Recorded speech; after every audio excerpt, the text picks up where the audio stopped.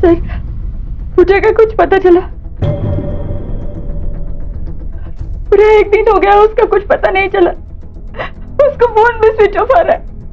वो लड़की ऐसे कभी नहीं करती है साहब। मुझे पता नहीं मेरी बच्ची कैसी है, कहाँ पर है। एग्जैक्टली कितने बजे गायब हुई थी पूजा? सर करीब 6 बजे घर से निकली थी। आपके रिश्तेदार या उसके दोस्तों से पूछा? हाँ सर, सब जगह इंक्वायरी किया, पर पूजा का कहीं से कुछ भी इंफॉर्मेशन नहीं आया। उसके बाद ही हम आपके पास आए थे कंप्लेंट लिखवाने। ये इस फोटो में पूजा के साथ कौन है? सर ये रेनू है, पूजा के बचपन की दोस्त है। सर घर से रेनू के पास उसके घर जाने का कह कर गई थी। तब रेनू यही बगल के मोहल्ले में रहती है और ये दोनों अक्सर साथ में टाइम स्पेंड करते हैं। कल रात को भी पूजा रेनू को ही मिलने गई थी, उसके बाद से गायब है सर।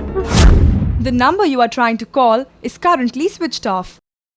सर कल रात को 8:30 बजे तक पूजा को कोई कॉल नहीं आया। माँ को परेशानी होने लगी तो मैंने पूजा को कॉल किया। फोन लगा क्या? ये भी बंद आ रहा है, रेनू को ट्राई करता हूँ। बोलना क्या हो रहा है? ये भी बंद आ रहा है। रेनू के घर वाले है ना, पूजा के गायब होने में उन्हीं लोगों का हाथ है। सर अब एक बार उनके घर जाइए ना, तो पूजा आपको वहीं मिलेगी। पूजा को मोबाइल स्विच ऑफ आ रहा था और वो रेनू के घर गई थी। सिर्फ इस बात को लेकर आपको रेनू के घर वालों पर शक हो गया? जी नहीं सर, बात यह है कि मैं कल पूजा को ढूंढते हुए रेनू के घर गया था, लेकिन वहां पे अंकल वहां पूजा नहीं है घर पे, चल यहाँ से चल। अंकल एक बार रेनू से पूछिए तो सही, उसे पता होगा। ओए तेरा दिमाग खराब है, हैं? तेरे को एक बार में बात समझ नहीं आती? रेनू की तबीयत खराब है, वो किसी से नहीं मिल सकती, चल यहाँ से। देखिए अंकल, घर पे माँ बहुत परेशान है, पूजा अभी तक नहीं आई है। वो रेनू से ही मिलने आई थी, एक बार आप पूछते। तू ऐसे नहीं मानेगा, डंडे खाकर जाएगा। चल यहाँ से, निकल। अंकल चल।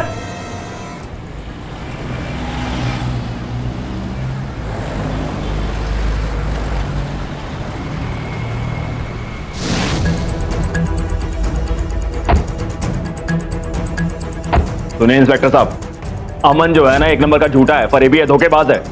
मेरी लड़की को गायब कर मुझ पर इल्जाम लगा रहा है। क्या रेनू भी गायब है? जी हाँ जी, अमन के घर गई है जी पूजा से मिलने के लिए, बस तभी से उसका फोन स्विच ऑफ आ रहा है। मुझे तो लगता है जी ये अमन का ही हाथ है बच्चे। रेनू के गायब होने के पीछे अमन पे शक करने की कोई खास वजह? जी रेनू अमीर है और वो कंगले। सर जी बात तो बिल्कुल साफ है, ये ना मोटा पैसा हटना चाहते हैं जी। लेकिन फिरौती के लिए अभी तक कोई डिमांड नहीं हुई। नहीं जी, रेनू कल शाम से गायब है और आपने पुलिस में रिपोर्ट नहीं करवाई?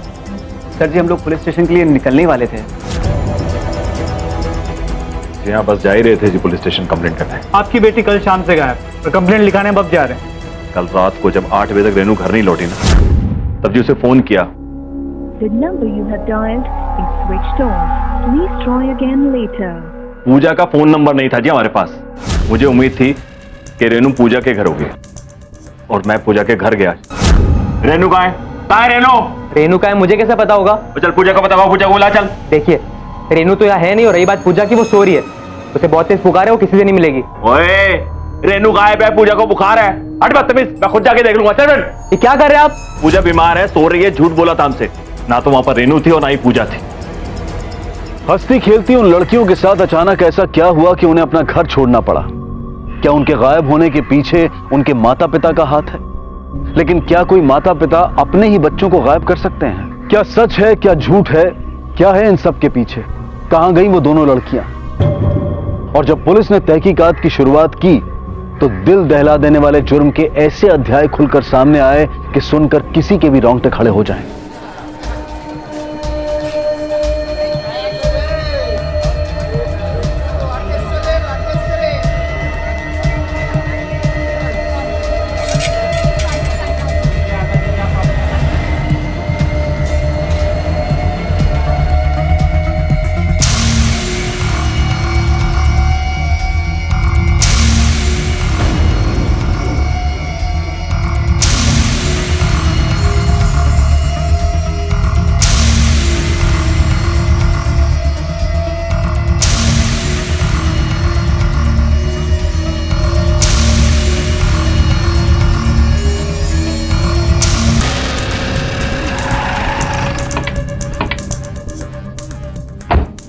रेनू और पूजा एक दूसरे के घर जाने के लिए अपने अपने घर से निकले थे, लेकिन उसके बाद दोनों गायब है। आश्चर्य की बात यह है कि दोनों परिवार वाले एक दूसरे को ब्लेम कर रहे हैं। थोड़ा झूठ तो दोनों बोल रहे हैं, इनमें से कोई एक पूरा झूठ बोल रहा है। लेकिन एक बात समझ में नहीं आती कि इन दोनों लड़कियों को एक साथ अपना टारगेट कौन बनाएगा और क्यों। दोनों लड़कियां एक दूसरे की बहुत अच्छी दोस्त थी, तो हो सकता है कि दोनों का दुश्मन भी एक हो। दोनों लड़कियां एक ही कॉलेज में पढ़ती थी, पॉसिबिलिटी है कि वो दुश्मन भी उसी कॉलेज में पढ़ता हो। जी सर, इसीलिए मैंने कॉलेज में जाके चेक किया, दोस्तों से भी पूछताछ की, लेकिन किसी से ना कोई दुश्मनी ना कोई झगड़ा। कॉलेज में कोई झगड़ा नहीं है, मतलब केस वापस घर की तरफ जाता है। सर, ये पूजा और रेनू के कॉल एंड ट्रायंगुलेशन रिकॉर्ड्स।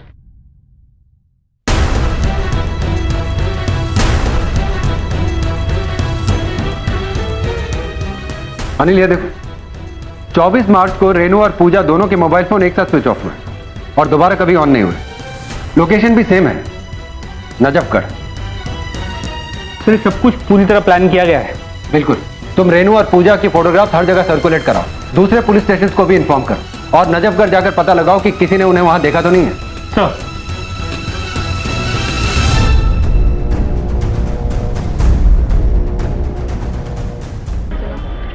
कुछ पता चला? नहीं सर, आसपास सभी से पूछ लिया। दोनों लड़कियों का फोन इसी एरिया में स्विच ऑफ हुआ था, लेकिन किसी ने भी उन्हें यहाँ नहीं देखा। ऐसा कैसे हो सकता है? हो सकता है किसी ने पहले इन दोनों लड़कियों पर हमला किया हो और फिर इनका फोन स्विच ऑफ कर दिया। दोनों लड़कियां घर छोड़ के भागी भी हो सकती है। लड़कियां नाबालिग हैं, be careful and act fast. अगर दोनों लड़कियां घर छोड़कर भागी हैं तो इसके पीछे की वजह हमें जल्दी पता करनी होगी। सर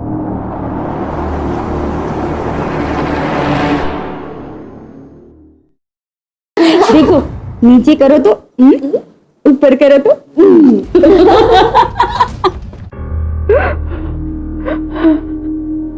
अमन, अमन, पुलिस वालों ने कुछ बताया? हाँ, पूजा मिल गई ना? माँ वो लोग ढूंढ रहा, पानी पियो। नहीं मुझे पता। माँ पहले पानी पियो, पूजा माँ पहले पानी पियो। मुझे पता, 2 दिन हो गए हमें, मेरी बच्ची का कोई पता नहीं है। पता नहीं कहाँ होगी वो, कैसी होगी। मेरी गलती है, मैंने इसका ख्याल नहीं रखा। अमन, अमन चल चल, रेनू के यहाँ चलते, उन लोगों के पास होगी वो। हम लोग जाएंगे, उनको पूछेंगे कहीं उन्होंने कुछ किया। कोई फायदा नहीं है जाके, पुलिस ऑलरेडी जा चुकी है, पूरी छानबीन कर ली, उन्हें पूजा नहीं मिली माँ। फिर भी अगर आप चाहते हो तो मैं एक बार हो आता हूँ। रेनू के घर वालों ने कुछ किया होगा तो थोड़ी बताएंगे। मैं चलती हूँ तेरे साथ, उनके पैर पड़ जाऊंगी, भीख मांगूंगी, मुझे मेरी पूजा दे दो। माँ टेंशन मत लीजिए। क्या बात कर रहे है तू? कैसा भाई है तू? तुझे चिंता नहीं होती?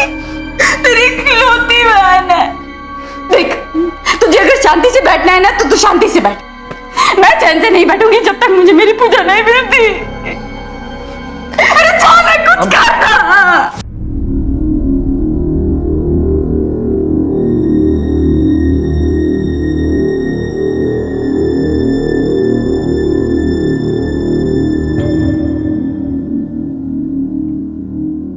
आप कुछ करते क्यों नहीं? 3 दिन हो गए रेनू को गायब और आपने अभी तक पता करने की कोशिश भी नहीं की। आप बस में उसे घर लेके आएंगे ना? आप उसे घर लेके आइए, मैं उसे सब समझा दूंगी। आप तो चुप कर, क्या रट लगा रखी है बार बार? रेनू को लेकर आओ, ना खराब है? कहीं ऐसा तो नहीं कि पूजा रेनू को गायब करने में आप ही का हाथ है? तुझे क्या लगता है मैंने गायब किया उसको? तेरा दिमाग तो नहीं खराब हो गया? अरे बेटी है मेरी वो, मुझे भी चिंता है। तुम्हारी तरह बैठ के 24 घंटे रो नहीं सकता हूं, इसका मतलब ये नहीं कि अपनी बेटी से प्यार नहीं करता हूं। अरे आंखों का तारा है वो मेरी, मैं उसको गायब करूंगा? मैं करूंगा उसको गायब? दिमाग खराब गया। आपको पता है ना मैं ऐसा क्यों कह रही हूं? मैं वो रात अभी तक भूली नहीं हूं। सुरेंद्र जी के यहाँ आपका आना जाना है? हाँ सर। तो उनके घर में रेनू पे कोई दबाव था जिस वजह से वो घर छोड़ के गई हो? दबाव नहीं सर, सुरेंद्र जी तो रेनू को बेटी नहीं बेटा मानते हैं उसे। और क्यों ना माने सर, रेनू पढ़ाई में भी बहुत होशियार है सर। अरे वाह मेरे बेटा, कमाल कर दिया, शाबाश। सुरेंद्र जी की आंखों का तारा है रेनू। दोनों बाप बेटी खूब एंजॉय करते थे। चलिए पापा की साइकिल और ये सुरेंद्र जी रेनू से बहुत प्यार करते थे। ये बात आपने पहले क्यों नहीं बताई? सर जी मैं यहाँ नहीं थी, अपने मैके गई हुई थी, बस सिर्फ इसीलिए। और हाँ हाँ, आप रेनू को बचा लीजिए। सुरेंद्र भाई साहब तो अपनी बेटी से जरा भी प्यार नहीं करते हैं, झूठे हैं एक नंबर के। उन्हें बेटा चाहिए था और बेटी हो गई, बस सिर्फ लोगों को दिखाने के लिए उसके साथ बेटों जैसा बर्ताव करते थे। उसे वो बेटा बनाना चाहते थे। वो चाहते थे कि सारे लड़कों से भी ज्यादा आगे निकले, चाहे वो पढ़ाई हो या फिर कोई खेलकूद। अरे दोस्तों से बात करने के लिए तक सुरेंद्र भाई साहब की ही मर्जी होती थी। आपको लगता है रेनू भाग गई होगी? सर जी अगर वो भाग गई होगी ना तो ही अच्छा है, यहाँ तो उसका दम घुटता था जी। लेकिन हमारी पूछताछ में तो लोगों का कहना था कि सुरेंद्र जी अपनी बेटी से बहुत प्यार करते हैं, और आपका कहना है कि सर जी वो तो बाहर के लोग हैं, जो देखेंगे वही कहेंगे। बस सिर्फ थोड़ी सी देर फोन पर बात करने के लिए उसे बहुत बड़ी सजा मिली। मुझे पिछले हफ्ते ही उसका 12वीं का रिजल्ट आया था, 98.9% आए थे उसे। मुझे तो लगा कि सुरेंद्र भाई साहब कुछ इनाम विनाम देंगे, उसे प्यार करेंगे, पर नहीं जी, ऐसा तो कुछ भी नहीं हुआ। आप देखना उसके बदन पर आपको बहुत से चोट के निशान मिलेंगे, और तो और कमला के बदन पर भी आपको चोट के निशान मिलेंगे।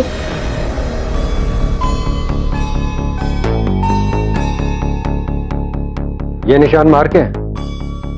नहीं जी, ये चोट के निशान है, मार के नहीं। झूठ बोल रहे हैं आप, साफ पता चल रहा है कि ये मार के निशान।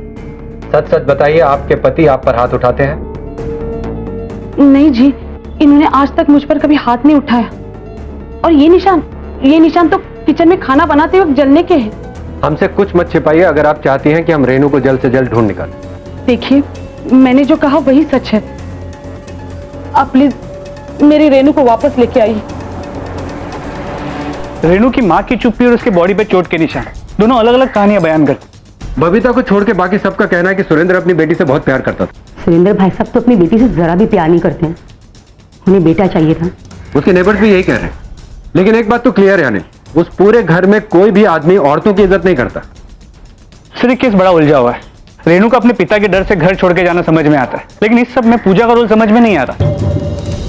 सिर्फ अपनी दोस्ती निभाने के लिए वो रेनू के साथ अपना घर छोड़ के चली गई। लेकिन पीएसआई चौधरी,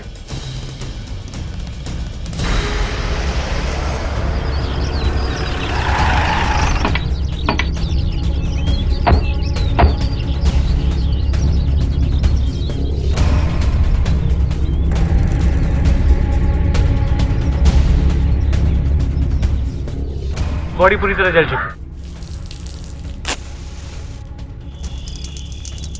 लाश को पोस्टमार्टम के लिए भेजो और इस पूरे एरिया की अच्छी तरह से तलाशी लो। जी सर।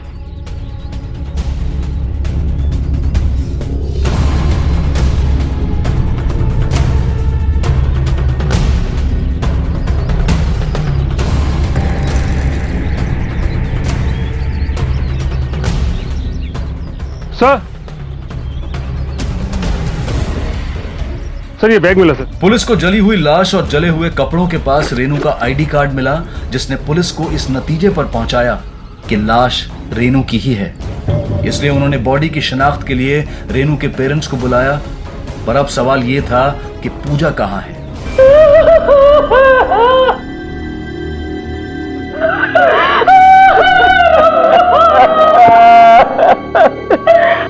ये मेरी रेनू नहीं हो सकती। बच्ची को क्या हो गया? पोस्टमार्टम रिपोर्ट के बाद ही हम किसी कंक्लूजन पर पहुंच पाएंगे। अगर वो लाश रेनू की है तो उसके कातिल को हम जरूर ढूंढ लेंगे। प्लीज आप कातिल को जल्दी ढूंढिए, जल्दी ढूंढिए।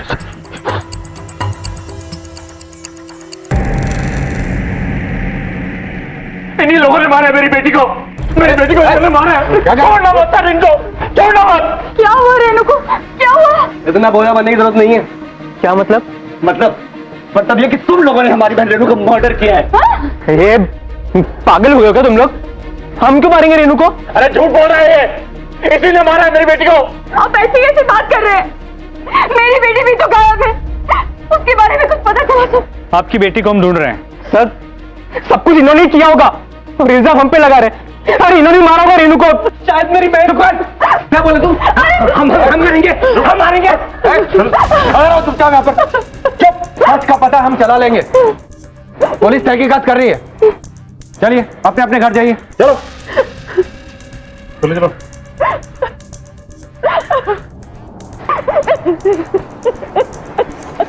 सर, ये पोस्टमार्टम रिपोर्ट। सर इसके मुताबिक लाश किसी लड़की की, उम्र 15 से 18 साल।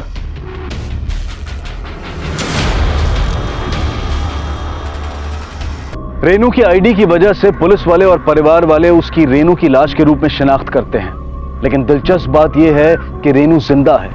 तो फिर यह लाश किसकी है? या फिर कोई उस लाश से रेनू को मरा हुआ साबित करना चाहता है? क्या उसे घर वालों से खतरा है? और अगर है तो वो इसके लिए पुलिस की मदद क्यों नहीं लेती? दोनों फैमिली के लोग एक दूसरे पे इल्जाम लगा रहे हैं। ये चल क्या रहा है? जल्दी पता चल जाएगा कातिल आखिर कब तक छिपा रहेगा। एक बात समझ में नहीं आ रही, लाश विक्टिम की आइडेंटिटी छुपाने के लिए जलाई जाती है, लेकिन यहाँ रेनू का पर्स लाश के पास ही में मिला। थोड़ी अजीब बात है, ये गलती से हुआ है या प्लांटेड है? सर पूजा मिसिंग, कहीं ऐसा तो नहीं कि रेनू का मर्डर पूजा ने किया है और अब वो फरार है?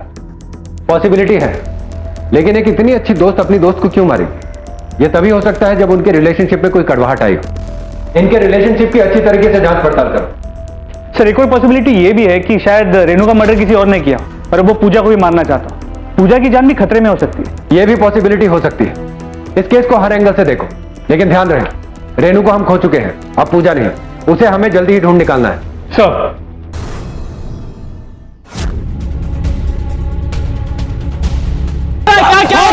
कौन है? साहब क्या हुआ? क्या हुआ?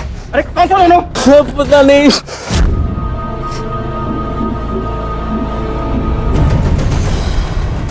साहब मुझे पूरा यकीन है कि वो रेनू के भाई थे। हम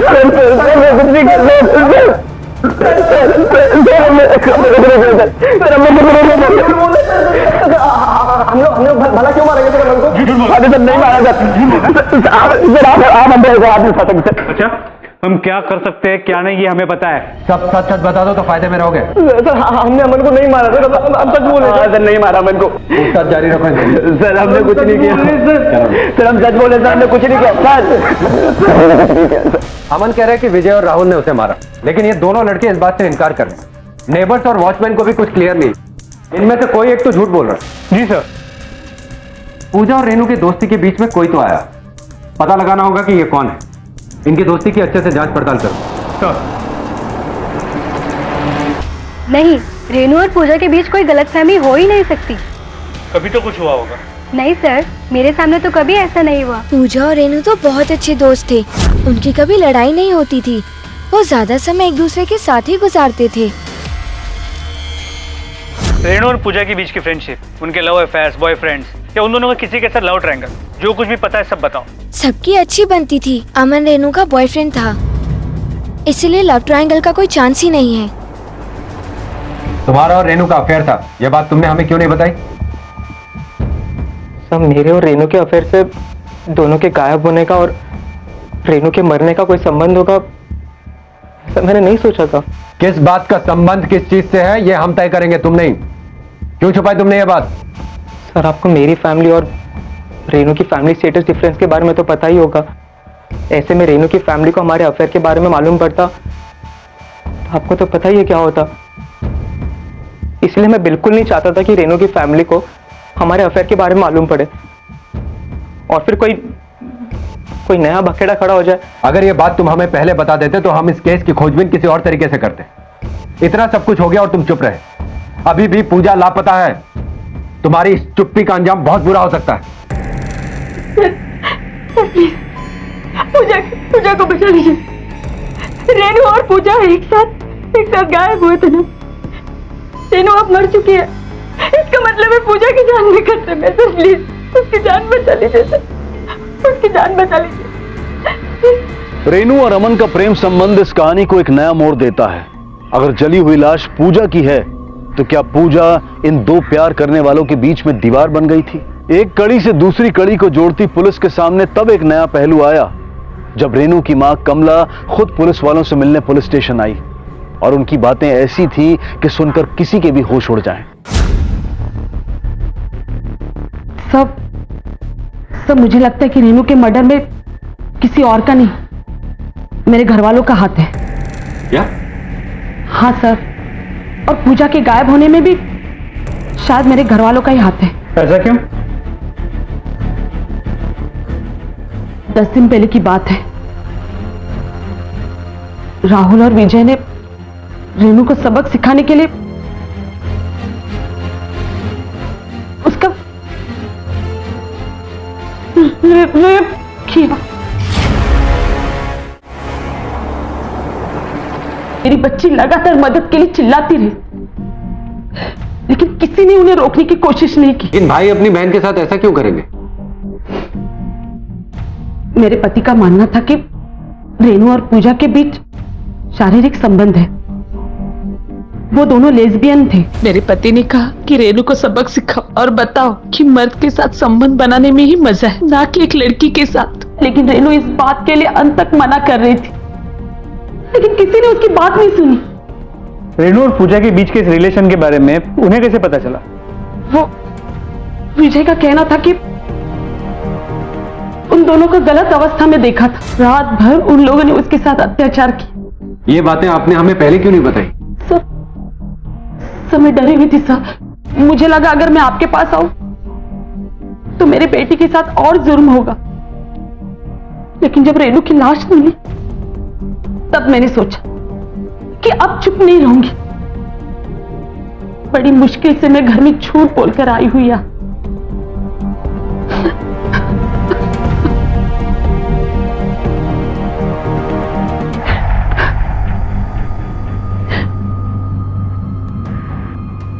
सर सुरेंद्र को उठा लें? अभी नहीं, बहुत बड़े एलिगेशंस लगाकर गई है। पहले कुछ सबूत इकट्ठा कर लेते हैं, फिर तोड़ेंगे। सर दो नई बातें पता चली हैं अनिल। एक तो यह कि रेनू का रेप हुआ था, और दूसरी ये कि रेनू और पूजा के बीच में लेस्बियन रिलेशन था। अब तो परिवार के लोग भी शक के दायरे में आते हैं।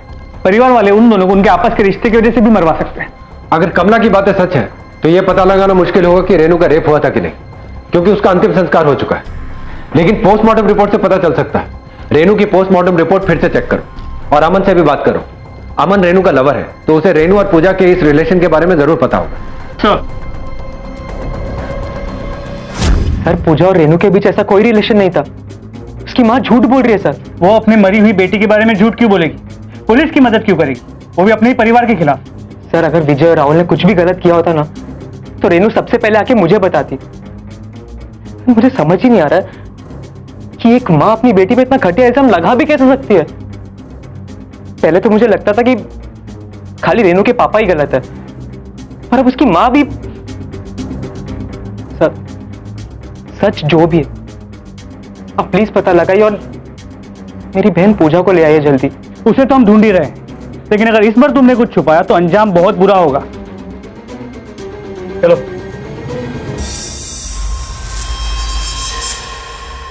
सर, पोस्टमार्टम रिपोर्ट के मुताबिक रेनू के साथ कोई सेक्सुअल हैरेसमेंट नहीं हुआ है। इसका मतलब कमला झूठ बोल रही थी। राहुल और विजय ने रेनू को सबक सिखाने के लिए उसका रेप किया। लेकिन क्यों? वो अपनी बेटी और अपने परिवार के बारे में इस तरह की बात क्यों करेगी? कुछ ना कुछ तो मिसिंग है अनिल। मुझे तो लगता है कि अमन भी कुछ छिपा रहा है। वो रेनू का बॉयफ्रेंड है और गर्लफ्रेंड और बॉयफ्रेंड हर बात शेयर करते हैं। अमन से फिर से बात करनी पड़ेगी। क्या रेनू और तुम्हारे फिजिकल रिलेशन थे? देखो जो भी है सच सच बता दो। हाँ थे, पर एक्चुअली हम दोनों एक दूसरे से बहुत प्यार करते थे, इसलिए फिजिकल रिलेशन बहुत कॉमन हो गया था। ठीक है, चलो। अमन कह रहा है कि उसके और रेनू के बीच में फिजिकल रिलेशन है, लेकिन पोस्टमार्टम रिपोर्ट से तो ये पता नहीं चला। सर ये भी तो हो सकता है कि बॉडी रेनू की हो ही ना। अमन के बयान से पुलिस भी असमंजस में पड़ जाती है। अब सबके सामने एक ही सवाल है कि ये जली हुई लाश किसकी है? कौन है वो जो पुलिस को गुमराह करके उनकी आंखों में धूल झोंक रहा है? कौन है वो जो रेनू को प्रताड़ित कर रहा था? रेनू का परिवार दरिंदगी की सारी हदें पार कर चुका था। कहीं सबके पीछे उसके परिवार का ही हाथ तो नहीं था। पुलिस जितना इस गुत्थी को सुलझाने की कोशिश कर रही थी, उतना ही वो उसमें उलझती जा रही थी। क्या रेनू जिंदा है? 3 दिन पहले जिस लड़की का दाह संस्कार किया वो कौन थी? अगर रेनू जिंदा है तो रेनू है कहां पर? देखिए वो जली हुई बॉडी रेनू की नहीं थी। लेकिन वो जो आईडी कार्ड और बैग मिला उसके पास, लाश के पास, वो क्या? हमें गुमराह करने की कोशिश की गई। वो जो भी है नहीं चाहता कि हम रेनू को ढूंढे, इसलिए उसने वो बैग, वो आईडी कार्ड वहां पर छोड़ दिया ताकि हमें लगे कि वो मर गई है और उसे ढूंढना छोड़ दे। ये भी हो सकता है कि रेनू ने किसी को मार के अपना बैग और आई कार्ड वहां पे छोड़ दिया ताकि दुनिया की नजर में वो खुद को मरा हुआ साबित कर सके। देखिए साहब, मेरी बेटी ऐसा नहीं कर सकती है। तो भागी क्यों है? सर ये सब मुझे नहीं पता है, लेकिन हमारी बेटी अपने घर में बहुत खुश थी। सर ये देखिए पूजा की मेडिकल रिपोर्ट, इसके मुताबिक उसका पीछे का एक दांत भरा हुआ है। और ये उस बॉडी की पोस्टमार्टम रिपोर्ट, इसके मुताबिक उस बॉडी का भी पीछे का एक दांत भरा हुआ है। दोनों रिपोर्ट में एक और सिमिलैरिटी है अनिल, दोनों का बायां हाथ टूटा हुआ। इसका मतलब ये डेड बॉडी पूजा की ही हो सकती है। मतलब रेनू ने ही पूजा को मारा है, और अगर नहीं मारा तो भाग क्यों रही है? और उसका आई कार्ड वहां पे कैसे मिला? क्या? सर प्लीज ऐसा मत बोली, वो पूजा नहीं हो सकती।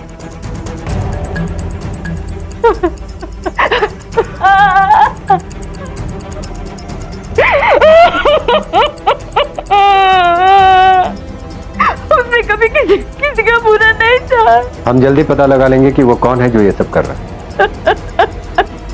रेनू भी हो सकती है, क्योंकि वो अब तक फरार है। सब उसको मत छोड़ना, उसको मत छोड़ना। एक 16 साल की लड़की जिसने अभी अभी बोर्ड का एग्जाम दिया हो, अपनी बेस्ट फ्रेंड को इतनी बुरी तरह से प्लान करके मार के फरार हो सकती है? इसके पीछे जरूर कोई ठोस वजह होनी चाहिए। सर रेनू का रेप हुआ था, कहीं ये सब कुछ उस रेप से जुड़ा तो नहीं है? राहुल और विजय ने रेनू को सबक सिखाने के लिए उसका रेप किया। यह भी हो सकता है कि उसके परिवार वाले दोबारा उसके साथ ऐसी घिनौनी हरकत ना करें, यह सोच के वो घर से भाग गई हो। अनिल, मुझे लगता है कि कमला की बातें सच थी। बुलाओ सबको। बताओ क्यों रेप किया अपनी बहन का? और तुम वहां खड़े खड़े सब कुछ देखते रहे। अरे किस मिट्टी के बने हो तुम? सर ये आप क्या कह रहे हैं सर? हम क्यों करेंगे सर? ऐसा अपनी बहनों को रेप कैसे कर सकते हैं? ये सब झूठ है सर, ऐसे घिनौना काम हम कैसे कर सकते हैं? बहुत बकवास हो गई तुम लोगों की, अब सब कुछ सच सच बता दो, वरना इतना कूटेंगे ना कुछ बोलने लायक नहीं बचोगे। देखिए आप गलत समझ रहे हैं, ऐसा कुछ नहीं है, हमने कुछ नहीं किया इस तरह से। नहीं समझोगे तुम लोग? सर हम सच बोल रहे हैं। करो खातिरदारी इनकी। सर नहीं, क्यों कर? अरे सर नहीं, सर हमने कुछ नहीं किया। सर बहुत तोड़ा उन्हें, लेकिन कोई भी रेप वाली बात से मना कर रहे हैं। ठीक है, जाने दो उनको, लेकिन नजर रखना। सर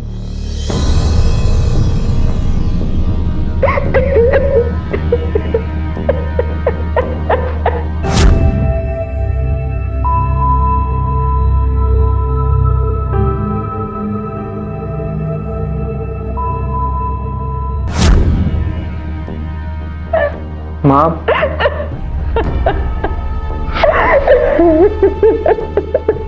आप संभालो अपने आप को।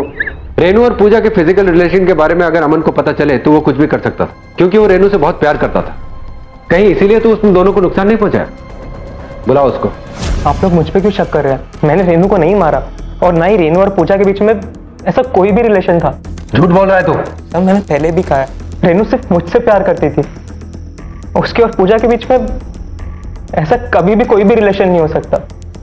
तुमने पहले भी मुझे घुमाया, अभी भी घुमा रहा? हाँ ठीक है सर, मैं आपको यकीन दिलाता हूँ, मेरे पास ऐसा कुछ है जिससे प्रूव हो जाएगा कि मैं सच बोल रहा हूँ।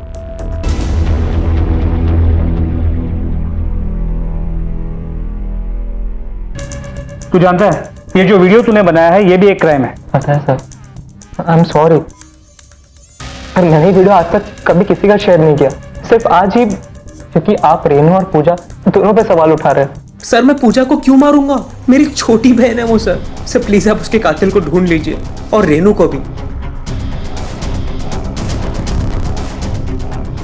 अनिल, यहाँ पर तो ऐसा कुछ नहीं है जिससे ये साबित हो कि रेनू और पूजा के लेस्बियन रिलेशन थे। सर आपस के मैसेज कन्वर्सेशन चेक करते हैं, मैसेजेस ओपन करो।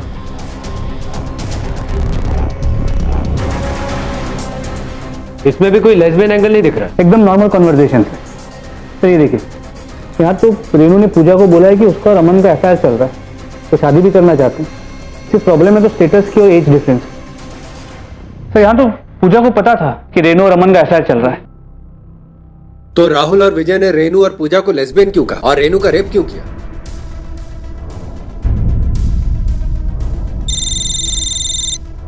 पीएसआई चौधरी कहां पर? ठीक है हम अभी आते हैं। सर जंगल में एक और जली हुई लाश मिली है। चलो मनोज गाड़ी निकालो। आइए, पहचानने की कोशिश कीजिए। कातिल ने बॉडी जलाने की कोशिश की थी, लेकिन कल रात बारिश हुई तो बॉडी पूरी तरह जली नहीं है। रेनू को किसी ने 4 दिन से बंदी बना के रखा था। जहां उसे रखा होगा एरिया आसपास का ही होना चाहिए, वरना वो उसे यहां लाके क्यों मारता?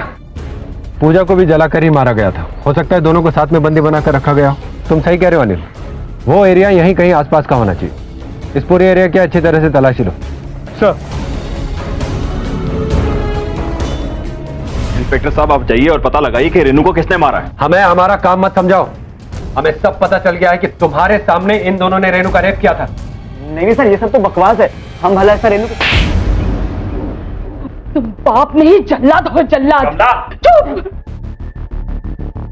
ने कभी भी अपनी बेटी से प्यार नहीं की, कसाई की तरह मारते थे। अब तो वो बेचारे मर गए, अब तो सुधरो। इंस्पेक्टर साहब, इन सब लोगों ने मेरे बेटे को बहुत दुख दिया, किसी को छोड़िएगा मत। जो केस 2 दोस्तों के गायब होने से शुरू हुआ था, उसने अचानक एक भयानक मोड़ ले लिया जब एक के बाद एक दोनों लड़कियों की जली हुई लाशें मिली। आखिर कौन था इन हत्याओं के पीछे?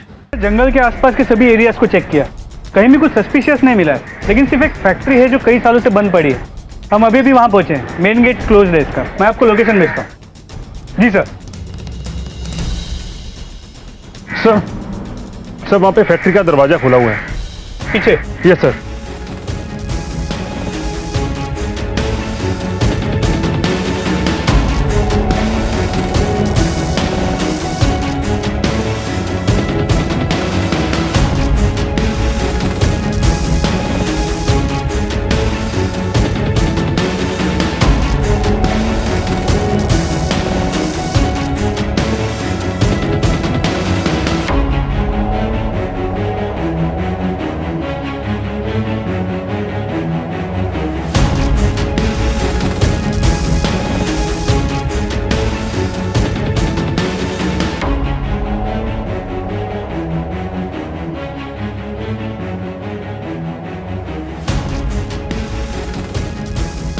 कुछ मिला ना?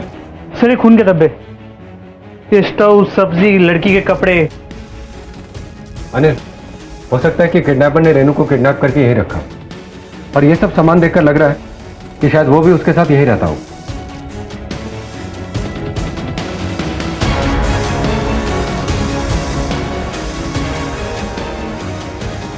सर वहां पे ये हेलमेट का ये लॉक मिला सर।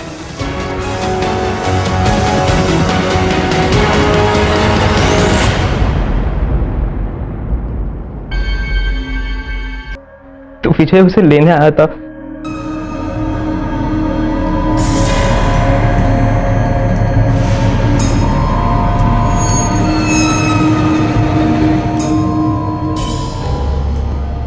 और उसने रेनू को पूजा के साथ देख लिया था।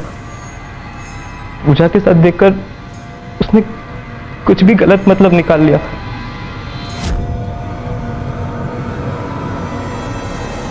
और वो बात जाकर रेनू के पापा को बता दी।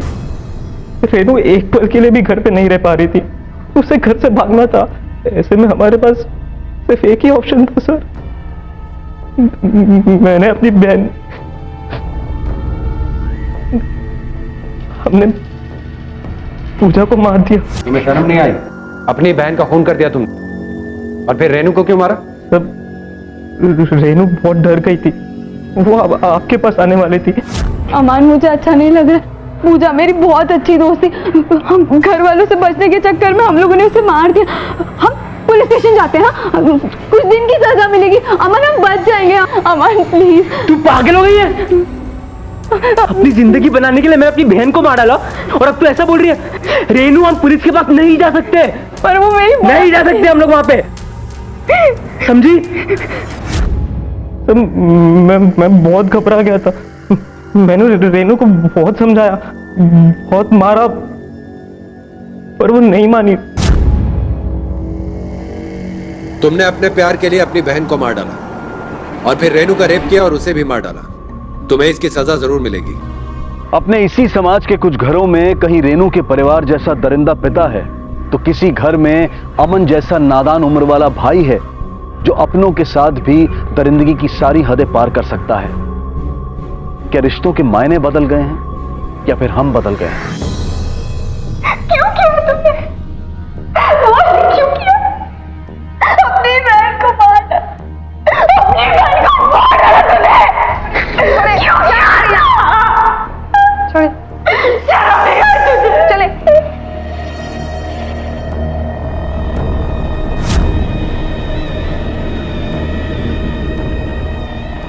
ये बेहद जरूरी है कि माता पिता अपने और अपने बच्चों के बीच में एक ऐसा माहौल तैयार करें जहां वो उनके उज्जवल भविष्य की बातें उन्हें प्यार मोहब्बत से समझा सकें, ना कि उन पर सख्त पाबंदियां लगाकर। और बच्चों के लिए भी ये समझना बेहद जरूरी है कि इस उम्र में गलत प्यार मोहब्बत में फंसना और घर छोड़कर भाग जाने का फैसला उनकी पूरी जिंदगी तबाह कर सकता है। इसी विचार के साथ अब मैं अनूप सोनी आपसे विदा लेता हूं। फिर मुलाकात होगी अगले एपिसोड में एक और चौंका देने वाले केस के साथ। तब तक अपना और अपने परिवार का ख्याल रखें और देखते रहें क्राइम पेट्रोल डायल 100। सबक एक को, सीख हम सबको। जय हिंद।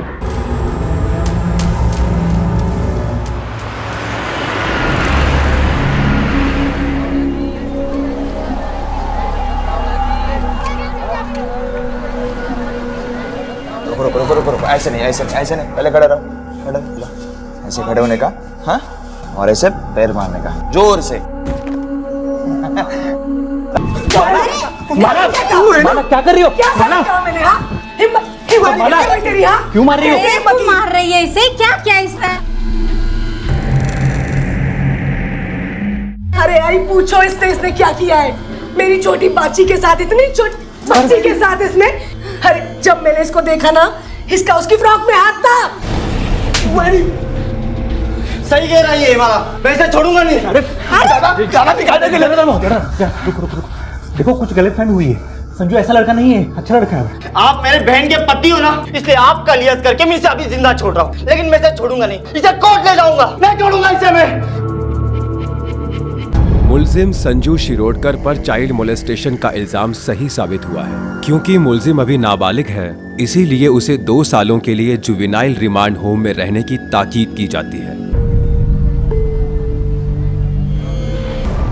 कहते हैं जिंदगी एक मंच है जहां हम सब अपना अपना किरदार निभाते हैं। अगर ये बात सच है तो ये किरदार हमें देता कौन है?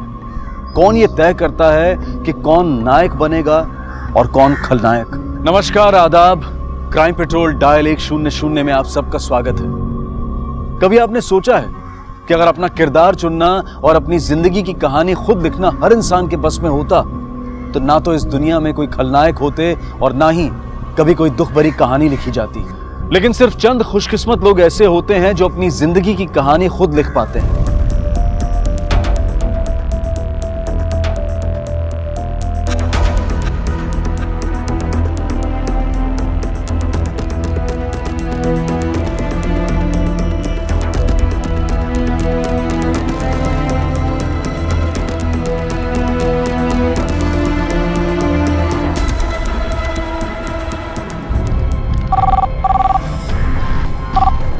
Hello, Borivali police station, sub inspector तांबे। कहाँ?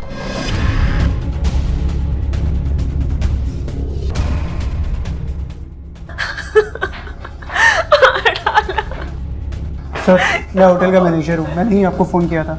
आपको किसी पर शक किसने किया होगा? ये संजू गाइड ने इनका मर्डर किया है। मैंने उसे अपनी आंखों से भागते हुए देखा है बाहर से। गाइड? यस, हम लोग 2 वीक्स पहले ब्राजील से अपने देश आए थे और वो 1 वीक से हमारे साथ था। झगड़ा हुआ था मेरे पति और संजू गाइड के बीच में। इनका पर्स, सारे पैसे सब लेके चला गया वो, उसी ने ही मारा इन्हें। आपके किसी स्टाफ ने मर्डर होते हुए या मुजरिम को भागते हुए देखा था? नहीं सर, हम लोग तो मिसेज अय्यर की चीख सुनकर वहाँ पहुँचे थे, तब तक वो वहाँ से भाग चुका था। आपके यहाँ तो सीसीटीवी कैमरास लगे हैं, आई होप काम कर रहे होंगे। फुटेज दिखाइए जरा। यस सर, लेकिन रात को कुछ टेक्निकल प्रॉब्लम आ गई थी जिसके लिए हमने इंजीनियर को बुलाया था। करीब 1 घंटे से 2 घंटे तक पूरा सिस्टम डाउन था, लेकिन उसके होटल से भागने की पूरी फुटेज हमारे पास है क्योंकि उस समय कैमरा ऑन था। ठीक है, फुटेज दिखाइए।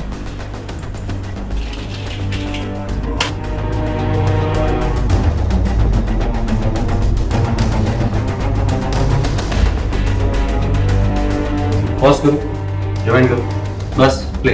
तो चेहरा ढक लिया इस फुटेज में, शायद बाहर वाले फुटेज में दिखा, बाहर वाला फुटेज दिखा।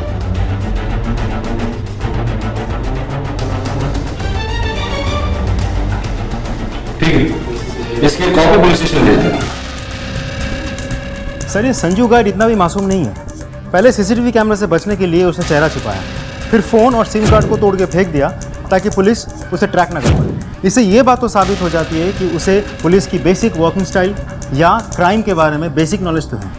तांबे, उसने चेहरा ढका हुआ था तो हम दावे के साथ नहीं कह सकते कि ये संजू गाइड था जिसके बारे में मिसेस अय्यर बोल रही थी।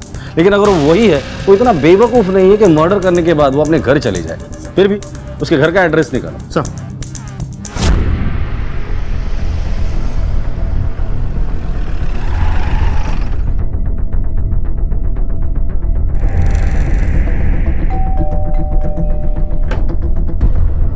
जी सर। संजू गाइड यही रहता है? सर पर वो तो सर यहीं रहता है, लेकिन कल रात से घर नहीं आया वो, और फोन भी नहीं मिल रहा है उसका। क्या हुआ सर?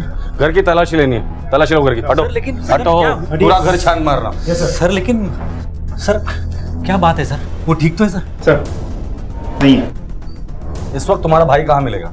सर इस बारे में हम कुछ नहीं जानते, बचपन से एक नंबर का आवारा लड़का है सर। वो तो इनका छोटा भाई है, तो इसलिए हमने इसको घर पे रखा हुआ है। सर टूरिस्ट गाइड है वो, इसलिए उसके आने जाने का कोई टाइम फिक्स नहीं है, क्लाइंट के हिसाब से चलना पड़ता है ना सर। इन दिनों किस क्लाइंट को गाइड कर रहे हैं, कुछ आइडिया है? नहीं सर पक्का पता नहीं है, लेकिन कोई एनआरआई क्लाइंट है। मिस्टर एंड मिसेस अय्यर, और उसमें से मिस्टर अय्यर का मर्डर हुआ है और तुम्हारा भाई प्राइम सस्पेक्ट है। उसकी कोई फोटो है? सर है, मैं लाके देती हूँ। सर ये रहा।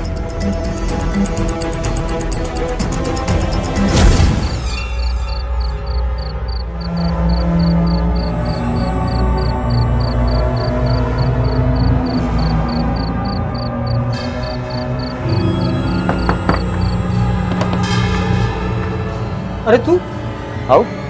अरे चला ना अंदर। कैसे आना हुआ? सोचा जाते जाते एक खुशखबरी सुनाओ तुझे। क्या बात कर रहा है यार, कैसी खुशखबरी? तेरी वो मीना मिली थी गजरे वाली। क्या बात कर रहा है यार? हाँ मतलब मैंने बात की उससे तेरे बारे में, वो बोल रही थी कल शाम को मिलने वाली थी। सच? हाँ अभी देख आगे क्या करने का। थैंक्स यार संजू, तूने तो मेरी लाइफ बना दी सच्ची। चल यार बहुत लेट हो रहा है मुझे, लास्ट ट्रेन चली जाएगी मेरी। अरे सुनना, काहे को टेंशन लेता है, रात में इधर ही रुक जाना, सवेरे ट्रेन चालू होगी तो आराम से चले जाना। चलेगा तुझे? अरे चलेगा नहीं दौड़ेगा, और वैसे भी तुझे पार्टी तो देनी है, मेरा इतना अच्छा काम जो किया है तूने। चल ठीक है। सर जिस बॉटल से उसका कत्ल हुआ था उसके टुकड़े विक्टिम के खून से पूरी तरह से सन चुके हैं, और इसकी वजह से उसपे से फिंगरप्रिंट्स मिल पाना इम्पॉसिबल है सर। संजू बेसिकली नासिक का रहने वाला है, यह अपने दादा और बहनी के साथ रहता है। सर संजू मुंबई टाउन के आसपास गाइड का काम करता है, दिखने में हैंडसम है, ठीक ठाक बोल लेता है, वेल मैनर्ड है, इसलिए फॉरेन टूरिस्ट के बीच वो बहुत फेमस है। अगर ये मर्डर संजू ने किया है तो ये उसके लिए पहला क्राइम नहीं है। इससे पहले भी नासिक में चाइल्ड अब्यूज के लिए वो 2 साल रिमांड होम में रह चुका है। रिमांड होम से छूटने के बाद ही उसके माँ बाप ने उसे मुंबई में भाई के पास भेज दी, जो खुद भी एक गाइड है। शुरुआत के दिनों में वो अपने भाई के साथ ही गाइड का काम करता था, लेकिन पिछले 2 साल से वो इंडिपेंडेंटली गाइड का काम कर रहा है। आस पड़ोस में इंक्वायरी की सर, लेकिन एक भी सिंगल आदमी उसके साथ बातचीत नहीं करता था। क्यों?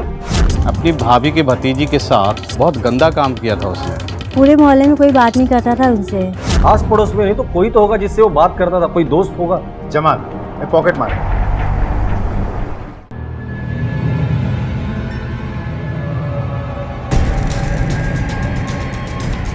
तब मैंने कुछ नहीं किया। उठ, छोड़ इसे, ये लीजिए, जाइए आप। साहब मुझे जाने दो ना। तू जमाल है ना? हाँ साहब। संजू तेरा दोस्त है? हाँ सर। और किस किस से दोस्ती है उसकी? सर उसकी हिस्ट्री से तो पूरा शहर जानता है साहब,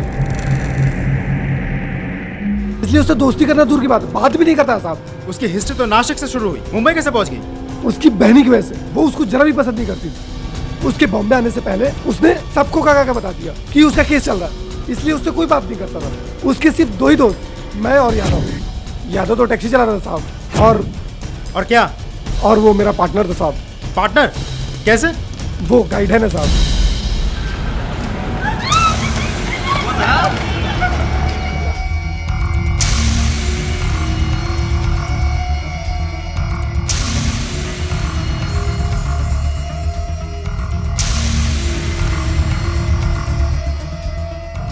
ये ले, तेरे 50 और मेरे 50। सॉलिड संजू भाई, मजा आ गया आज तो। क्या भाई लोग बड़े नोट गिन रहे हो हैं? लगता है तगड़ी कमाई की है आज। तो फिर और मेरा हिस्सा किधर है? अरे मिलेगा यार, तेरे को भी मिलेगा। संजू दे इसको। यार पार्टी नहीं दोगे मेरे को? चल पार्टी करते।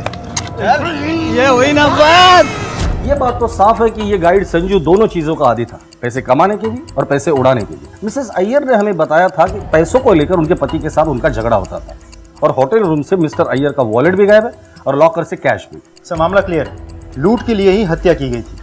संजू ने मिस्टर अय्यर से पैसों की डिमांड की, मिस्टर अय्यर ने मना किया, संजू उसको मारकर पैसे लेकर भाग गए। लग तो ऐसा ही रहा, लेकिन हम दावे के साथ नहीं कह सकते जब तक हमारे पास कोई ठोस सबूत ना हो। मैं समझा नहीं सर। तांबे, हम पुलिस वाले हैं। मुजरिम और मर्डर ये शब्द हम दिन में इतनी बार सुनते हैं कि उनका मतलब तो हमें पता होता है, पर इसके असर को लेकर हमारा एहसास खत्म हो जाता है। किसी भी बेगुनाह पर मुजरिम का लेबल लगाकर हम उसकी जिंदगी बर्बाद कर सकते हैं। इसलिए जब तक हमारे पास कोई ठोस सबूत ना हो, किसी पर भी मुजरिम का लेबल लगाना गलत होगा। Sorry sir. It's okay. ये टैक्सी ड्राइवर यादव, ये कहाँ मिलेगा हमें?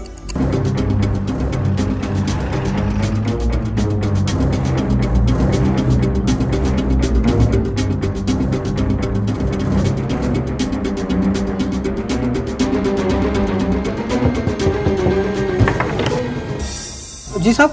यादव? हाँ साहब, संजू आया था कल, मेरे साथ रुका भी था पूरी रात। वो सुबह ही चला गया। मुझे नहीं मालूम था साहब कि वो खून करके भागा है, नहीं तो उसी वक्त खबर की होती है आपको। सच्ची साहब, मेरा उसके साथ सिर्फ उठना बैठना है, उसके धंधे से मेरा कुछ भी लेना देना नहीं है साहब। सच्ची बोल रहा हूँ साहब। यहाँ से कहाँ जाने वाला था, कुछ बोला था? नहीं साहब, बस चाय पी और निकल गया।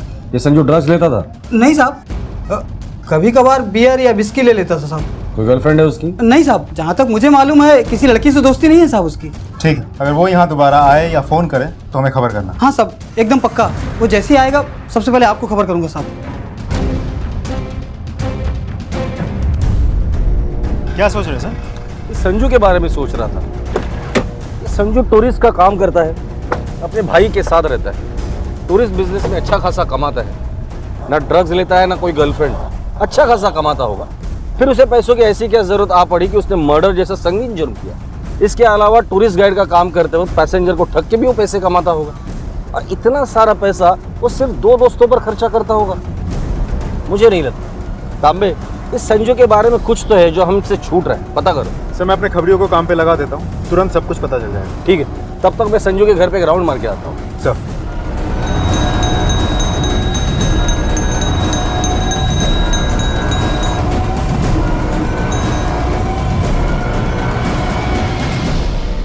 सर वो नहीं है यहाँ पर, और मेरा कोई रिश्ता नहीं है उसके साथ। बाबाजी रूम गुड है? सर रूम इधर है, मैं दिखाती हूँ आपको।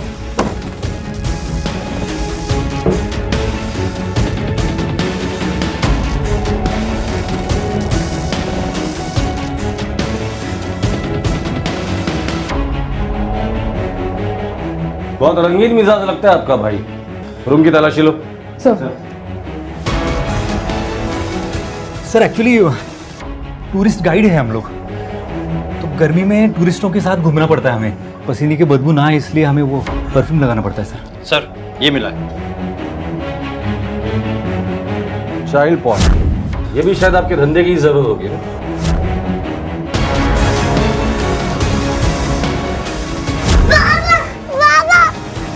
ये लड़की की फोटो मिली है। ये कौन है? नहीं मालूम सर। साहब उसका कोई नया शिकार होगा। बच्चों के साथ गलत काम करना तो उसका पुराना शौक है ना। अगर इनका भाई यहाँ आता है तो सबसे पहले आप हमें इन्फॉर्म करेंगे। जी सर।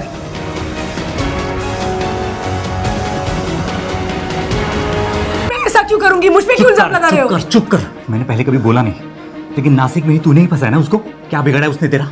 क्यों पीछे पड़ी हुई उसके? उस नीच इंसान के लिए तुमने मुझ पे हाथ उठाया ना? हाँ, एक बार पुलिस को पकड़ लेने दो उसको, देखना खुद से सर झुका के मेरे आगे ना माफी मांगी तो तुमने। श्वेता की तस्वीर का संजू के पास मिलना इस बात की तरफ इशारा कर रहा था कि अलग अलग जगहों और अलग अलग हालात में शुरू हुई इन दोनों की जिंदगी की कहानियां मिल चुकी थी। लेकिन कैसे? संजू का श्वेता के साथ क्या रिश्ता था? क्या वाकई संजू ने इस बच्ची को अपनी हवस का शिकार बनाया था या बनाने वाला था? और जिस एनआरआई का कत्ल करके संजू फरार हुआ था वो इस कहानी में कहां फिट बैठता था?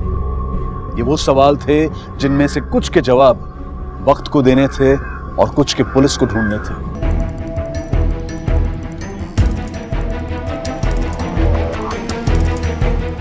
हम साहब बोल। पता किया उस गुंडे के बारे में मैंने साहब।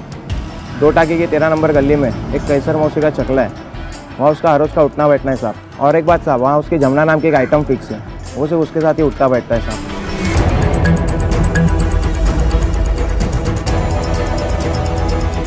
ये सर भाई। हाँ मैं हूँ, बोलो। पुलिस। घिनौना होता है ना साहब, घिनौना, बस घिनौने से भी घिनौना आदमी था संजू। पहले तो यहाँ पे वो सिर्फ 2-3 दिन में एक बार आता था, फिर अचानक उसकी नजर यहाँ पे छोटी सी बच्ची पर पड़ी। 9 साल की महज साहब, इतनी सी बच्ची पड़ी।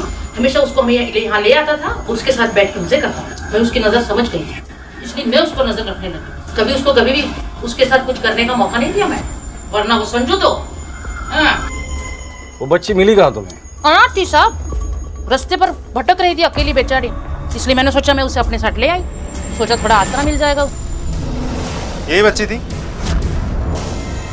हाँ साहब, एज थी। बच्ची को बुला। बच्चे यहाँ नहीं है साहब, पिछले हफ्ते तो आपके डिपार्टमेंट वाले यहाँ पर रेड मार के चले गए, उसमें से उसको भी यहाँ पे लेके गए थे। और पता चला बाद में कि उसे किसी अनाथ आश्रम में दाखिला कर दिया उसका। सभी पुलिस स्टेशन को इन्फॉर्म करके उस अनाथ आश्रम के बारे में पता करो। Yes sir.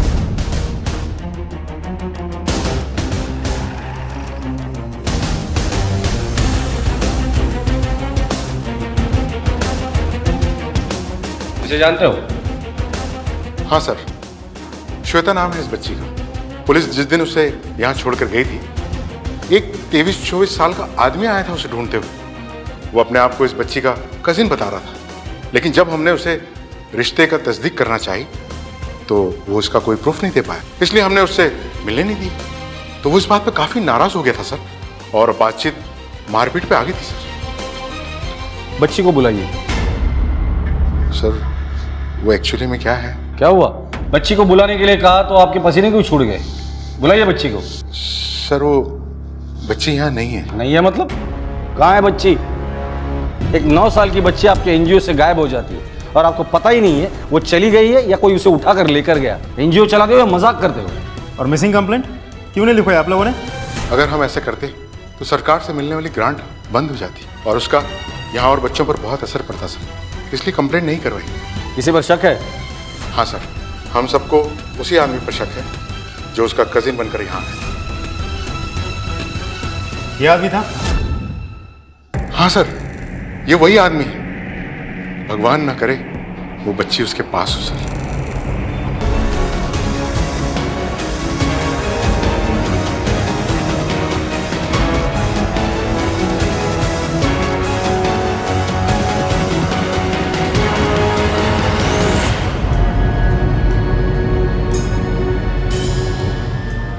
हेलो जमल भाई, संजू बोल रहा हूँ। संजू? अरे वो पुलिस। पता है मुझे, मेरी बात ध्यान से सुन। कल मैं सुबह मुंबई छोड़ के जाने वाला हूँ। आज रात को छुपने के लिए मुझे जगह चाहिए, प्लीज मेरी हेल्प कर। तू मेरे मालवानी वाले भाईजान का घर जानता है ना, एक काम कर, तू वहीं आ। सर ये संजू गाइड हमारे हाथ नहीं आ रहा और ना ये केस आगे बढ़ रहा है, क्या लगता है आपको? तांबे, जब भी कोई क्रिमिनल पुलिस से बचकर भागता है, जितनी उसकी सोच होती है उससे एक रास्ता बना लेता है। ये रास्ता पहले उसे हमसे आगे रखता है और फिर हमेशा हमेशा के लिए दूर। एक्सप्लेन करता हूं।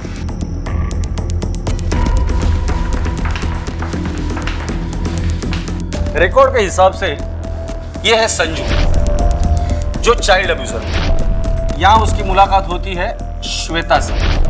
श्वेता एक अनाथ आश्रम में रहती है। संजू श्वेता को लेकर भाग जाता है। फिर संजू की मुलाकात होती है अय्यर से। संजू अय्यर से पैसे मांगता है, अय्यर पैसे देने से मना करता है, तो संजू अय्यर का खून कर देता है। अब संजू श्वेता को लेकर मुंबई के बाहर जाने की कोशिश करेगा, लेकिन संजू की मोडस ऑपरेंडी को देखते हुए वो वैसा नहीं करेगा, क्योंकि उसे पता होगा कि शहर से बाहर निकलने वाले सारे एग्जिट पॉइंट पर हमारी नजर होती। इसलिए संजू श्वेता को यहीं छोड़कर अकेला मूव कर रहा होगा। तांबे, इस संजू के जितने भी दोस्त हैं, रिलेटिव्स हैं, अड्डे हैं, उन पर नजर रखो। ये संजू तुम्हें वहीं मिलेगा। Okay sir. Excuse me. Hello. Okay.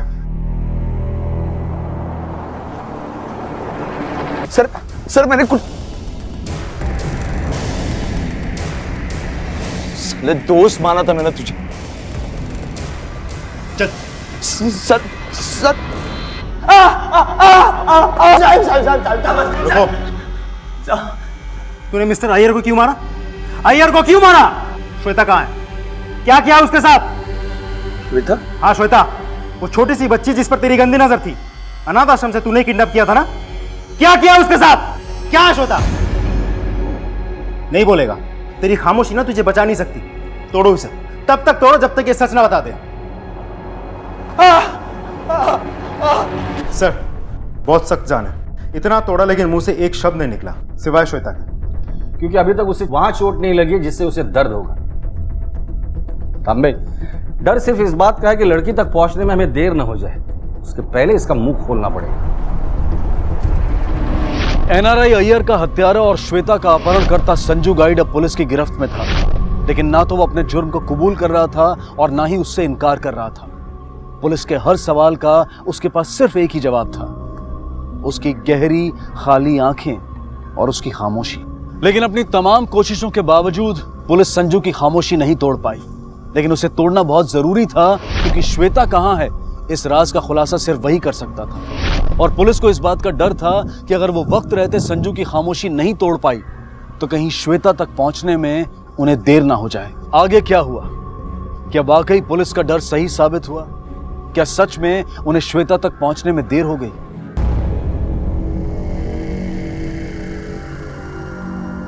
Sanju, तुझे हमारे साथ चलना होगा। हमें 9 साल की एक छोटी सी बच्ची की जली हुई लाश मिली है और हमें पूरा यकीन है कि वो श्वेता ही है।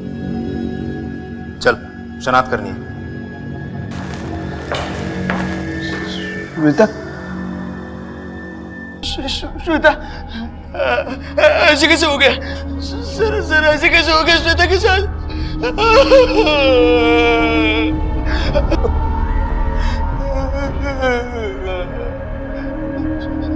सर ऐसे कैसे हुआ सर?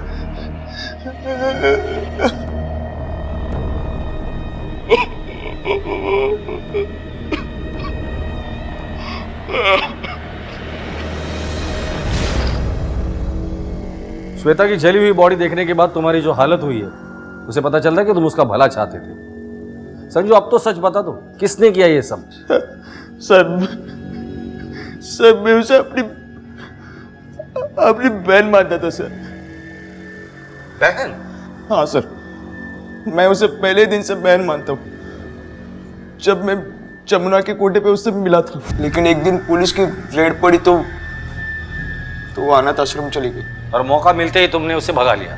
नहीं सर, मैंने नहीं भगाया उससे। जब तुम्हें पता था कि श्वेता गायब होने के बाद सबसे पहला शक तुम पर आएगा तो तुम भागे क्यों? पुलिस के पास क्यों नहीं गए? क्योंकि पुलिस कभी सच का पता नहीं लगाती, उनको सिर्फ फाइल क्लोज करना आता है। मेरे साथ पहले भी ऐसे हुआ है, दोबारा ना हो इसलिए मैं नहीं आया। अच्छा ही हुआ श्वेता भाग गई, उसे एनजीओ और वो अय्यर के पास से। मतलब? मिस्टर अय्यर और मिसेस अय्यर ने मुझे गाइड बनाया था। उन्होंने मुझे कहा कि उनको बच्चा नहीं है, वो किसी बच्चे को गोद लेना चाहते हैं, इसीलिए इंडिया आ रहे। मतलब पहिल्याच वेळी नजरेसमोर श्वेता आली सर। मुझे लगा कि उसको आई बाबा मिल गए, उसकी जिंदगी सुधर गई। मैंने उनको कहा कि अभी पेपर जल्दी बनाओ।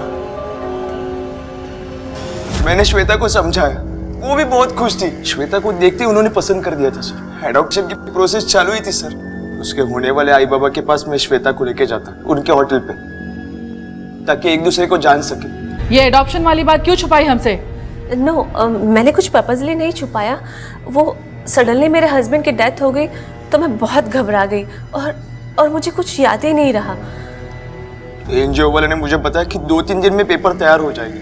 मिस्टर अय्यर और मिसेस अय्यर बहुत खुश थे। उन्होंने मुझे एक बड़ी टीम थी, मैं भी बहुत खुश था। खुशी मनाने में जमुना के कोटे पे गए। निकल यहाँ से बाहर। क्या कर रही है? तुझे क्या लगा था मुझे पता नहीं चलेगा?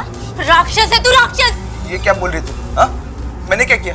वो अनाथ आश्रम वाला यहाँ आया था तेरी तरह नोटों की गड्डियाँ लेकर, और पता है नशे में उसने सब पक दिया। तुम लोग श्वेता को 5 लाख में बेचने वाले थे ना, सब पक दिया है उसने। तो मेरी आंखों से ना बिल्कुल दूर हट जा, बिल्कुल दूर। ये क्या बोल रही तू? क्या बोल रही हो? यही सच है। तू निकल जा, निकल जा मेरी आंखों के सामने से, जा यहाँ से। मुझे बहुत गुस्सा आया सर। मैं दूसरे दिन वो अनाथ आश्रम में गया, उसके मैनेजर को 2-4 थप्पड़ लगाए। लड़की के साथ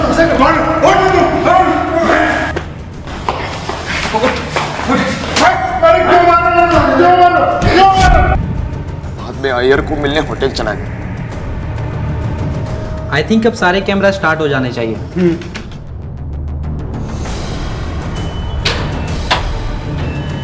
mister Iyer, mister Iyer, mister Iyer. Sanju, Sanju, Sanju, what happened Sanju? तुम्हारा कहना है कि तुमने अय्यर को नहीं मारा। तुम जब होटल पहुंचे तो अय्यर पहले से मर चुका था, तो तुम भागे क्यों? हमारे पास क्यों नहीं है? सर मैं ये जानता था, मैं आपके पास आया तो वो एनजीओ वाले और मिसेस अय्यर मिलके मुझे फंसा लेंगे, इसीलिए मैंने भागने का सोचा। मैं कल ही भागने वाला था मुंबई से। संजू, जो कहानी तुमने सुनाई है दिल तो करता है कि उस पर यकीन करूं, पर कानून इस बात की इजाजत नहीं देता। जब तक तुमने जो कहानी सुनाई है उसके सच्चाई के सबूत हमें नहीं मिले। जो डेड बॉडी हमने तुम्हें दिखाई थी वो श्वेता की नहीं थी। भगवान से दुआ करो कि श्वेता जिंदा है और वो सही सलामत हमें मिले।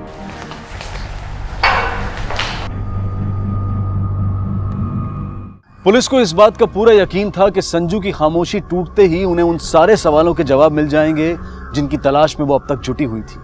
लेकिन ऐसा नहीं हुआ, बल्कि संजू की इस टूटी खामोशी ने उन अनसुलझे सवालों को और भी उलझा दिया। संजू ना सिर्फ एनआरआई अय्यर की हत्या से इनकार कर रहा था, बल्कि अपने आप को श्वेता का हमदर्द बताते हुए उसके गायब होने में अपनी किसी भी भूमिका से इनकार कर रहा था। तो क्या वाकई में संजू उतना मासूम था जितना वो अपने आप को दिखा रहा था, या फिर उससे भी कहीं ज्यादा शातिर जितना कि पुलिस अब तक उसे समझती आई थी? अगर संजू ने अय्यर की हत्या नहीं की थी तो फिर किसने की थी? और अगर श्वेता उसके पास नहीं थी तो फिर वो कहां थी? अरे बाबा, ये शो क्या है? बेहतर देखो। अरे रुको, मैं देख कर आता है अंदर।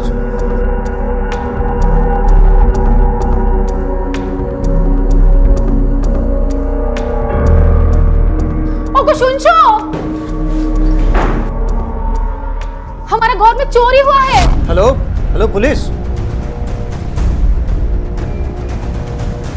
इंस्पेक्टर, आपको फोन करने के बाद ना हम दोनों ने मिलकर पूरा घर चेक किया। घर में जो लॉकर लॉक करके गया था वो वैसा ही लॉक है, उसमें से कोई कीमती सामान भी चोरी नहीं हुआ है। लेकिन ये घर का हालत देखकर तो ऐसा लग रहा है कि हमारा पीछे से कोई रह रहा था यहाँ पर। 2 दिन पहले मित्रा वो बोलपुर जा रहे थे, तो ऐसा उस लड़की ने कहा था।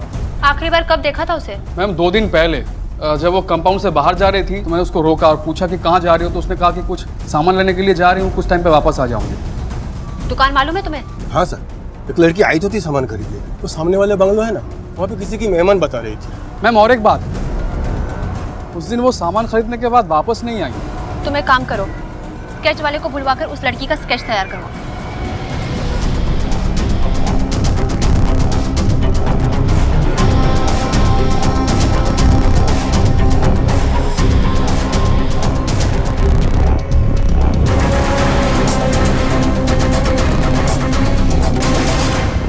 आप जानते हैं इसे? ये लड़की, और ये तो वही लड़की है, देखो तो। अरे ये तो वही लड़की है जो हमारे साथ ट्रेन में कंपार्टमेंट में थी। हाँ। ये अकेली थी, इसलिए हम दोनों ने मिलकर इसका अच्छी तरह ख्याल रखा। पूरा हावड़ा तक आई हमारे साथ। फिर हावड़ा से हमको इनके पेरेंट्स का कॉल आया। बोलपुर से हमारे एक क्लोज रिलेटिव का डेथ हो गया था, तो हम हावड़ा उतर गया और टैक्सी लिया और बोलपुर चला गया। रास्ते में हमने इस लड़की को भवानीपुर में छोड़ दिया। इस लड़की ने बोला कि इसका बाबा कोलकाता में काम करता है और वो बीमार है, और ये इसे उसे देखने के लिए कोलकाता जा रही है। और हमने इसे अपना एड्रेस दिया, फोन नंबर दिया, बोला कि कोई भी प्रॉब्लम होगा तुम हम लोगों को कांटेक्ट करो। और हाँ, वो ट्रेन के अंदर हमारी वाइफ से हमारा घर का कीज भी गिर गया, लेकिन हमारे पास एक स्पेयर सेट था, इसलिए हमने उतना सीरियसली ढूंढा नहीं। पर अभी हमको लगता है कि यही लड़की वो कीज चुराया होगा। उस लड़की के पास घर की चाबियां भी थी और उसे घर का एड्रेस भी मालूम था, और उसे ये भी मालूम था कि मिस्टर मित्रा अपने घर नहीं बोलपुर जा रहे। तुम एक काम करो, मुंबई पुलिस को उस लड़की का स्केच भिजवाओ, हो सकता है हमें उससे रिलेटेड कोई भी इन्फॉर्मेशन मिले, मिसिंग या कुछ और। Yes ma'am. सर, एक गुड न्यूज़ है, श्वेता जिंदा है। ये रहा स्केच। श्वेता मिल गई आपको? वो जिंदा है? वो मिली नहीं, सिर्फ खबर मिली है कि वो कोलकाता में कहीं है। कोलकाता? सर,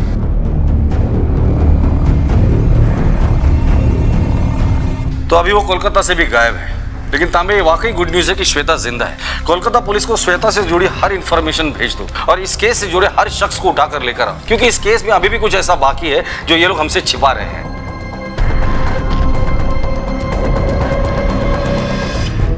मैम मुंबई से बच्ची की इन्फॉर्मेशन आ गई है। इसका नाम श्वेता है। अचानक से रातों रात मुंबई के एक ऑफिस से गायब हो गई। फुटेज में कुछ मिला? यस मैम मित्राज ने जो एग्जैक्ट डेट बताया था उस दिन फुटेज हमने चेक किया है। उसमें साफ दिख रहा है बच्चे कंपाउंड में एंटर करते हुए। उसके बाद ये घर से बाहर निकलती है, खाने पीने का सामान खरीदती है और फिर घर में वापस। प्ले करो इसे। ये लड़की घर से बाहर निकली और फिर इसने खाने पीने का सामान भी खरीदा और वापस भी चली गई, लेकिन ये अचानक गायब कहाँ हो गई? प्लीज प्लीज प्लीज प्लीज मुझे मत मारिए सर। मैं मानता हूँ कि ऑपरेशन के नियमों में मुझसे कुछ गलती हुई। 5 लाख रुपए में मैं श्वेता को भेजना चाह रहा था, पर संजू का इसमें कोई हाथ नहीं। वो इस बारे में कुछ नहीं जानता। खुदा का वास्ता मैडम, आपको खुदा का वास्ता बख्श दो मुझे पता था वो लोग श्वेता को बेचने जा रहे हैं, मुझे पता था, लेकिन तो भी मैं पुलिस वाले के पास गई नहीं, क्योंकि मुझे वो अनाथ आश्रम वालों ने 1 लाख रुपया दिया था मेरा मुंह बंद करवाने के लिए। मैडम संजू सच में श्वेता से बहुत प्यार करता था, उसे लेके उसके मन में कोई भी गंदा इरादा नहीं था। वो सच बोल रहा है मैडम।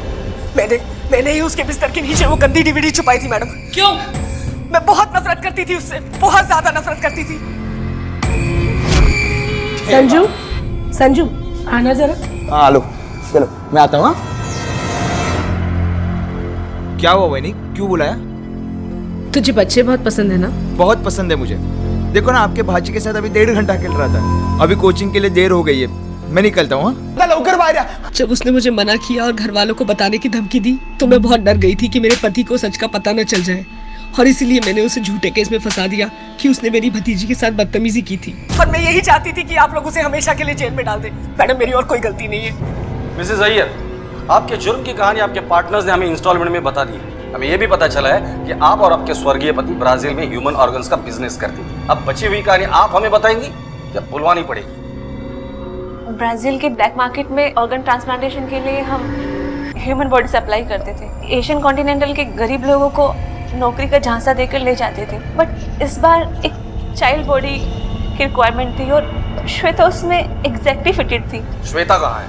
जिस दिन मेरे हस्बैंड का मर्डर हुआ उसी रात होटल के रेस्टोरेंट में हमने तीनों ने साथ में डिनर किया था। उसके बाद वो कहाँ चले गई मुझे नहीं पता। सर मिसेस अय्यर की झूठ बोलने की कोई वजह नजर नहीं आती। मुझे तो लगता है संजू झूठ बोल रहा है। संजू श्वेता को लेकर हमेशा से ही बहुत पॉजिटिव था, इनफैक्ट अभी भी है। तो शायद उसे जब सच्चाई पता चली तो मिस्टर अय्यर को मार दिया। ऑफ कोर्स ऐसे हो सकता है, लेकिन ऐसे ना होने के भी पूरे चांसेस है। हमारे पास संजू बेगुनाह है इसके कोई सबूत नहीं, उसी तरह वो गुनहगार है इसका भी कोई सबूत नहीं। हाँ, सीसीटीवी फुटेज से हमें ये पता चलता है कि कत्ल वाले दिन और वक्त संजू होटल में गया था, पर उससे ये साबित नहीं होता कि ये कत्ल संजू ने किया है। तो फिर कौन हो सकता है सर? वो तो यहाँ किसी को जानता भी नहीं। इस वक्त कुछ कहना मुश्किल है, लेकिन तांबे एक पॉइंट नोटिसेबल है। मिसेस अय्यर ने कहा था जब मिस्टर अय्यर का जिस रात खून हुआ था उस वक्त श्वेता उन दोनों के साथ थी। अगर ऐसा है तो श्वेता कहाँ है? आपको क्या लगता है सर, क्या हो सकता है? मुझे लगता है कि इस पूरी कहानी में एक और किरदार इन्वॉल्व है जो अभी तक हमारे सामने नहीं आया, या फिर इन्हीं किरदारों में से कोई एक है जो डबल रोल प्ले कर रहा है। नहीं समझा सर। कोलकाता पुलिस को फोन करो और अपडेट्स लो। अगर ये श्वेता हमें मिल जाती है फिर सब समझ में आ जाएगा। हम लोग पूरी कोशिश कर रहे हैं, पर वो लड़की अचानक हवा की तरह गायब हो गई है, वो भी बिना कोई क्लू छोड़े। Thank you very much ma'am, thank you. वो लड़की मुंबई में हुए एक मर्डर केस की बहुत ही इंपॉर्टेंट कड़ी है। कम ऑन, एक काम करते हैं, हम लोग फिर से शुरू करते हैं। उस कंपाउंड के जितने भी बंगलों के ओनर्स हैं और उनकी फैमिली पर नजर रखो, और सोसाइटी में रोज जो भी आता जाता है, भाजी वाला, दूध वाला, जो भी, उन सब पर नजर रखो। कोई ना कोई ऐसा डॉट तो है जिसे हम मिस कर रहे हैं। Yes ma'am.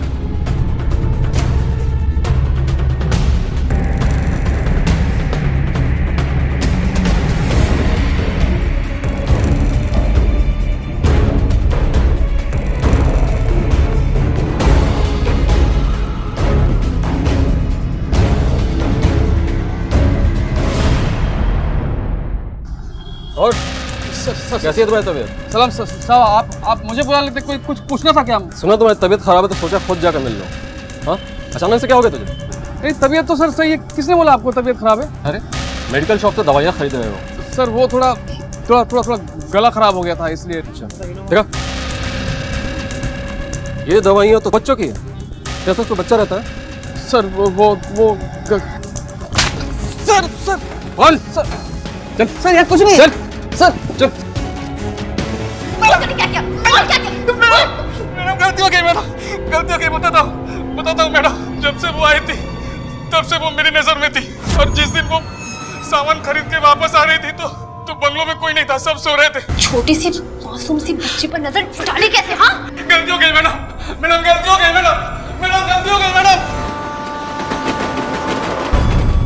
उन्होंने कहा था वो मेरे नई आई बाबा है, और मैं मेरी नई आई के साथ होटल में खाना खा रही थी, और मैंने जल्दी खाना खत्म कर लिया और बाबा के साथ वीडियो गेम खेलने ऊपर चली गई। ओके, टीवी देखा बैठ के। और मेरे काका ने तो भेजा था, मैं वहाँ से भाग के रेलवे स्टेशन पे चली गई, और पता नहीं मैं कौन सी ट्रेन में बैठ गई। सॉरी संजू भैया, सिर्फ आप ही भरोसा करने के लिए, मेरी वजह से आपके साथ ये सब हुआ। सॉरी नहीं बोलते बेटा, मैं तो सब कुछ भूल गया। कल जो मेरे साथ हुआ अब तो तुम्हारे साथ नहीं होगा। मैं इंतजार करूंगा तुम्हारा। मुझे किसी ने नहीं अपनाया, लेकिन मैं तुम्हें अपनाऊंगा। हाँ बेटा, तुम्हारे साथ कुछ गलत नहीं होने दूंगा। संजू तुम बेकसूर हो, जा सकते आवड़े। और हाँ, सॉरी।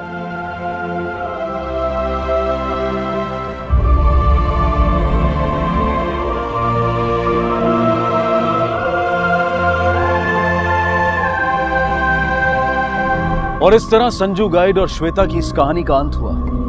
आखिर उसे इंसाफ मिल ही गया। जिस झूठे इल्जाम के साए में उसकी जिंदगी गुजर रही थी, वो दाग उस पर से हट गया। श्वेता को पुलिस ने अदालत में पेश किया, जिसके मामले में फैसला आना अभी बाकी है। लेकिन एक बात इस कहानी से निर्विवाद रूप से साबित होती है, और वो ये है कि जिंदगी एक मंच है जहां हम सब अपना अपना किरदार निभाते हैं। अपनी जिंदगी की कहानी अपने हिसाब से लिखना भले ही हमारे बस में ना हो, लेकिन उस कहानी में हम नायक की भूमिका निभाएंगे या खलनायक की, इसका चुनाव करना सिर्फ और सिर्फ हमारे हाथ में होता है। कदम कदम पर अन्याय का शिकार होने के बाद, समाज का तिरस्कार और अपनों की नफरत झेलने के बाद संजू के लिए आसान था कि वो खलनायक बनकर बुराई के रास्ते पर चल पड़ता, लेकिन उसने ऐसा नहीं किया। उसने अच्छाई के रास्ते को नहीं छोड़ा, और आखिर में सबको ये मानना ही पड़ा कि वो खलनायक नहीं बल्कि असल में एक नायक था। संजू के इस चुनाव और जज्बे को सलाम करते हुए हम ये चाहेंगे कि हम सब इस कहानी को हमेशा अपनी सोच में ताज़ा रखें, और जिंदगी में अपने किरदार को चुनने में वही समझदारी दिखाएं